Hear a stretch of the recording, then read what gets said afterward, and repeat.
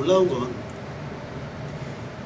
예배 말씀 전하기 직전까지 머리가 깨질 듯이 아팠어요. 근데 말씀을 전하러 딱 올라온 그 순간부터 하나도 안 아파요. 정말 놀라울 정도. 지금은 장로님이 약을 주셔서 약기운으로 지금 약간 괜찮습니다. 근데 제가 느낀 게 뭐냐면 저는요 이게 너무 감사한 거예요.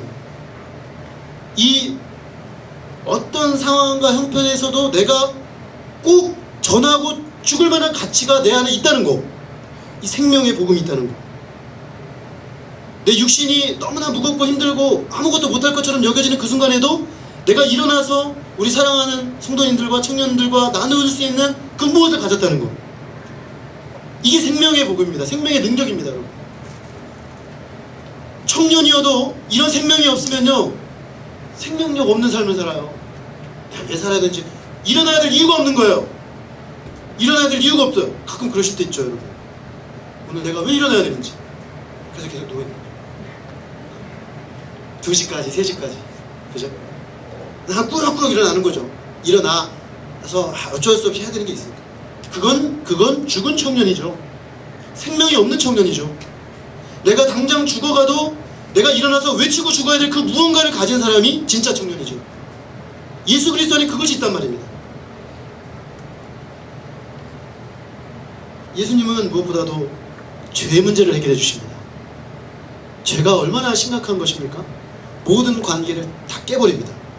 하나님과의 관계를 깨버립니다. 사람과 사람 사이의 관계를 깨버립니다. 나를 사랑할 수 없게 만듭니다. 그래서 결국에는 평화가 없습니다.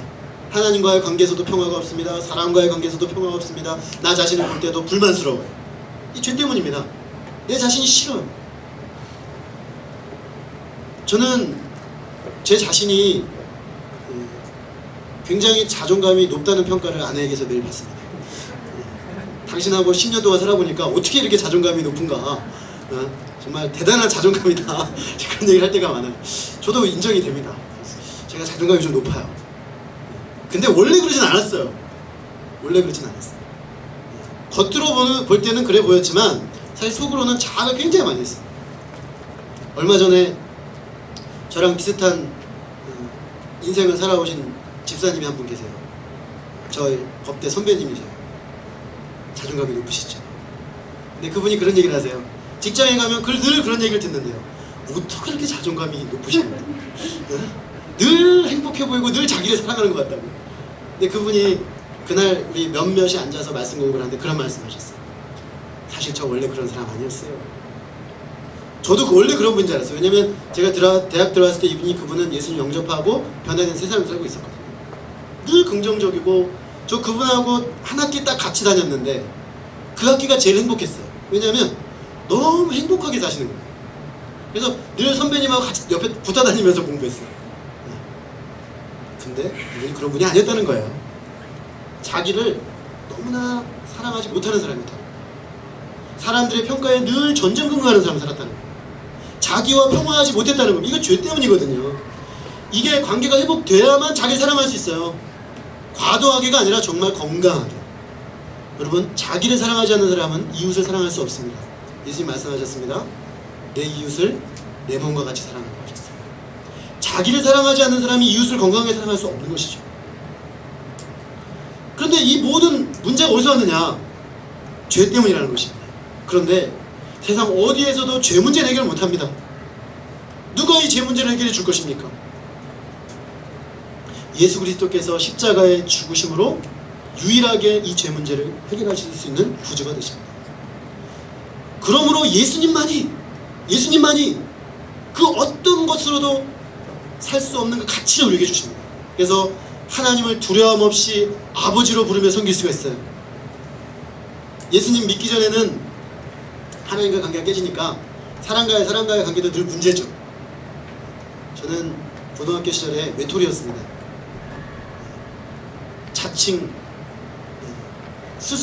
자기 스스로 만든 왕따였어요. 아무도 제 곁에 오지를 않았습니다. 친구들이. 왜냐하면 저에게서는 냉기가 나갔거든요. 내 주위 전방 1m 전방으로 사람들이 오면 얼어요. 공부하다가 자습하는데 나 공부해야 되는데 방해가 되면 제가 한 바퀴 돕니다. 반응이 둘로 나옵니다. 강해지거나 조용히 나갑니다. 짜증나니까. 저 그렇게 살았어요. 그런데 제가 그럼 행복했을까요? 전혀 행복했어요. 사실은요, 뼛속 깊이 외로웠어요. 뼛속 깊이. 네. 니들이 날 알아? 그런 거죠. 내가 이렇게 살 수밖에 없는 날 알아. 아버지 안 계셔서 내 인생을 내가 짐을 져야 되니까, 나는 너희들처럼 좋은 환경에 사는 사람이 아니니까, 내 힘으로 내 인생을 개척해야 되니까 너희들처럼 그렇게 여유있게 공부할 수 없어. 그런 거죠. 씩 눈에 광선으로 쏘아버리는 거죠. 그렇지만 외로워요. 왜? 점심에 혼자 밥을 먹거든요. 3년을 그렇게 사니까 정말 비참하더라고요. 근데 저는 예수님을 알고 나서 사람과 사람이 마음과 마음으로 관계를 회복하며 사는 게 뭔지를 알게 됐어요. 그래서 내가 뭘 엄청난 능력을 가지고 엄청난 업적을 이루고 엄청나게 대단한 사람 되지 않아도 예수님 안에서 마음과 마음으로 교제할 수 있는 사람들이 내 주변에 살면 살수록 많아지고 있어요. 얼마나 행복해요. 우리는 생각합니다. 내가 뭔가를 좀 더 많이 쌓고 내가 좀 더 뭔가를 이루고 내가 뭔가를 더 이뤄내면 사람들이 나를 더 좋게 생각할 거라. 그럴까요? 그렇지 않습니다. 이 내 마음의 장벽이 허물어져야만, 죄로 말미암은 마음의 장벽이 허물어져야만 사람과 사람이 정말 진정으로 사랑하며 살 수 있는 문이 열리는 거죠. 그걸 주시는 분이 예수님이에요. 그것이 바로 하나님 나라의 실체입니다. 그것이 바로 하나님 나라의 평화입니다. 평화. 하나님과 우리 사이에, 우리와 이웃 사이에, 나와 나 사이에. 예수님은 영원히 우리가 추구할 가치가 되십니다. 여러분, 청년에게는 흔들어야 될 깃발이 필요하다고 하죠.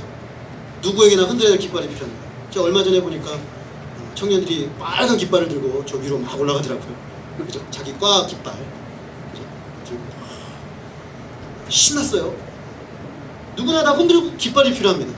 근데 여러분, 그것은 반드시 영원한 가치가 있어요. 몇 번 흔들다가 흐려지는 그런 가치면 그건 내가 흔들 깃발이 아닌 것이죠. 그러려면 반드시 영원한 가치를 가진 존재예요. 예수님은 하나님의 아들로 이 땅에 오신 영원한 존재입니다. 그래서 지금도 살아계십니다.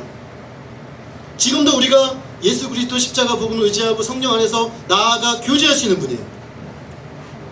나는 이 땅을 살다가 갈 수 있지만 그분은 영원히 계신 분이에요. 그분 앞에 선 자는 그분과 함께 영원한 가치를 이 땅에 만들어가며 살 수가 있어요. 매일매일이 그 영원한 가치를 만드는 삶이라고 한다면, 그리고 지금 내가 흔들고 있는 이 깃발이 정말 영원히 흔들 만한 깃발이라고 한다면 그건 투자할 만한 가치가 있는 거 아니겠습니까? 예수 그리스도를 추구하시기 바랍니다. 예수 그리스도에게 투자해보세요. 하나님 나라에 한번 투자해보세요. 예수 그리스도를 찾고 예수 그리스도에게 투자하는 한 가지 방법을, 여러 가지가 있는데 한 가지 방법을 제가 오늘 가르쳐 드리려고 합니다. 그것은 여름 바이블 캠프에 가는 것입니다. 제가 잘 알고 있어요. 여러분들이 여름 바이블 캠프에 가지 않아야 될 20가지 이유를 다 가지고 있다는 거예요. 다 목록을 작성하면서 작성할 수 있어요. 잘 알아요, 제가. 이해돼요. 얼마나 지금 바쁘고 힘들게 살고 있어요. 그쵸? 그런데요, 꼭 가시기 바랍니다. 과외가 있어요? 잠시 밀어놓고 가세요. 집에 가야 돼요? 갔다 올라오세요. 관심이 없어요? 오늘 말씀 듣고 한번 관심 좀 가져보세요. 취업해야 돼요? 수영에 갔다 와서 취업 준비하세요. 3박 4일 수영에 갔다 온다고 취업 실패하는 사람 없어요. 저는 제가 대학 시절부터 저도 목자 생활을 하고 수많은 우리 목자들 후배들 키웠지만, 예수님 믿고 취직 못한 사람을 본인이 안 한 것 빼고는 못 발견했어요. 본인이 특정한 이유로 안 한 것 빼고는 다 취직했어요. 열심히 신앙생활, 열심히 예수님 추구하고서도 다 자기 길 찾아갔어요. 그렇게 마치 취업이 모든 인생의 가치인 것처럼 살지 않아도요, 오히려 진정한 인생의 가치를 발견하고 하나님과 이웃과 나 자신과 평화한 사람이요, 보십시오. 직장에도 취직하고 직장에서도 잘 돼요. 학창 시절에 예수님의 복음을 가지고 산 사람들은요 대부분 들어가면 잘해요. 들어가기가 조금 남들보다 좀 부족할 때죠. 시간을 덜 투자했으니까. 근데 들어가면 잘해요. 그래서 제가 목자님들한테 뭐라 그러냐면 수준을 좀 낮춰서 들어가라. 왜냐면 너희는 들어가면 잘하니까. 왜 잘하는지 아세요? 이게 관계를 회복하는 법을 알아요. 관계를 맺는 법을 아는 거예요. 관계를 맺는 가장 핵심 뭐예요? 겸손 아닙니까? 하나님 앞에, 사람 앞에 겸손한 사람은요 다 좋아해요. 물론 가끔 무시하기도 하지만. 그러나 궁극적으로 보면 그런 사람들이 결국 사람을 얻고요, 조직에 가서도 결국 그런 사람들이 필요한 거예요. 능력은요 1, 2년 하면 따라갑니다. 특별하게 뭐 바보가 아닌 이상 비슷한 조건이면 하면 돼요. 근데 그게 안 되는 거잖아요. 그걸 준비를 안 했잖아요. 그래서 어려운 거예요. 그러니까 제발 부탁입니다.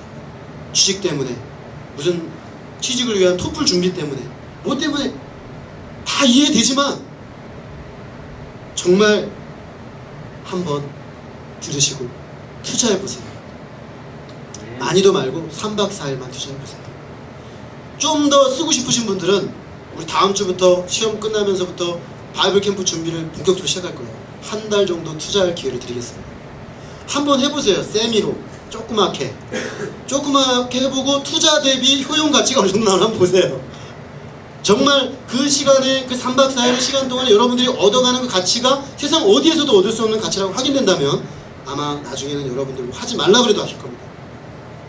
저는 지금 짐 싸들고 말려도 이 길을 갑니다. 왜냐? 어마어마한 가치를 발견했기 때문에.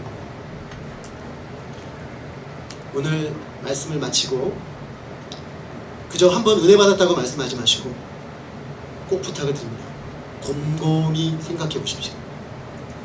나는 정말 이 하나님 나라 가치에 필적할 만한 가치를 찾았는가? 곰곰이 생각해 보시고, 그리고 그 가치가 이 하나님 나라 가치라고 여겨진다면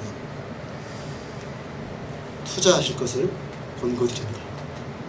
이번 여름이 그 투자의 열매를 맛보는 그런 첫 시간이 우리 모두에게 되기를 기도합니다. 기도하겠습니다. 하나님 아버지, 오늘 말씀을 통해서